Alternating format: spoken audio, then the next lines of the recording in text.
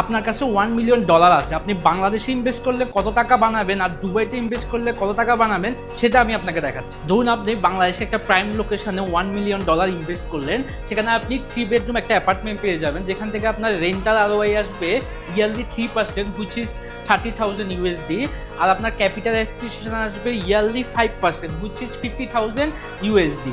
আর আপনার ইনকাম, যে ইনকামটা আপনি করবেন তার উপর 25% আপনাকে ট্যাক্স দিতে হচ্ছে, পাশাপাশি ইয়ারলি ক্যাপিটাল অ্যাপ্রিসিয়েশনের জন্য দিতে হচ্ছে 15%। সেম $1 মিলিয়ন যদি আপনি দুবাইতে ইনভেস্ট করেন, তাহলে আপনি একটা 4 বেডরুম টাউন হাউস পেয়ে যাবেন, যেখান থেকে আপনি ইয়ারলি 7% রেন্ট পাবেন, হুইচ ইজ অলমোস্ট $70,000। আর আপনার ইয়ারলি ক্যাপিটাল অ্যাপ্রিসিয়েশন অলমোস্ট 20% পাবেন, যেটা কিনা অলমোস্ট $200। আর আপনি যে ইনকামটা করবেন তার আপনাকে 0% ট্যাক্স দিতে হচ্ছে, ক্যাপিটাল গেইন ট্যাক্সও এখানে 0%। সো পুরো টাকাটাই আপনার পকেটে যাচ্ছে। এবার আপনি বলুন কোথায় ইনভেস্ট করলে আপনি বেশি টাকা বানাতে পারবেন।